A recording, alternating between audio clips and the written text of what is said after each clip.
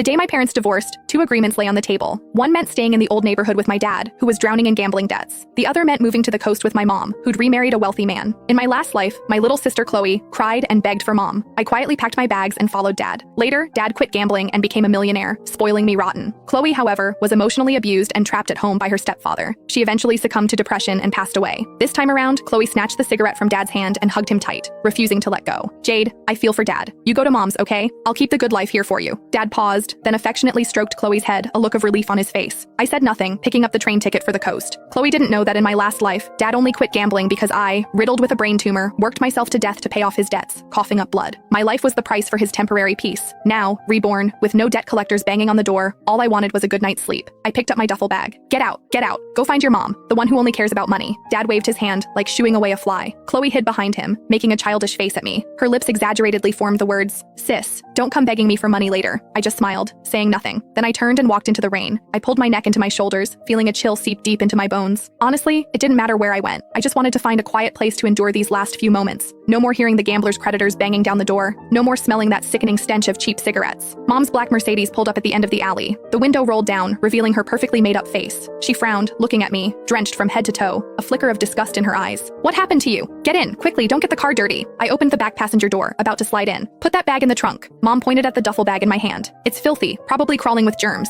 I paused, but I still obediently closed the door and put the bag in the trunk. Back in the car, I huddled in the corner, careful not to touch the luxurious leather seats. The heater was on full blast, but I still felt cold. "Jade, once we get there, you need to be sensible." Mom drove, glancing at me in the rearview mirror. "Your stepfather doesn't like noise. Don't leave your room unless you have to. Eat quietly, and don't drag your feet when you walk. And never mention your dad. He's bad news." I looked out at the rain streaking past the window and nodded. Got it. The familiar spike of pain lanced through my head again. My vision blurred for a second. I reached up and pressed my forehead. "What's wrong?" Mom asked, her tone laced with impatience. "Nothing, just car sickness," I said. "So delicate," Mom scoffed. "Just like your dad." I closed my eyes, swallowing back the metallic taste of blood that welled up in my throat. Next time, no way I'm signing up for this again. The drive took 5 hours. By the time the car pulled into the hillside villa community, it was pitch black outside. Though ablaze with lights, the whole place felt eerily dead. "We're here." Mom parked the car, touched up her lipstick, and took a deep breath. She was shifting gears, transforming from the sharp-tongued woman she was with me into a sweet, devoted wife. "Get out of the car. Remember to call him Mr. Henderson." I followed her inside, still carrying my duffel bag. A man sat on the living room sofa, a blanket over his legs,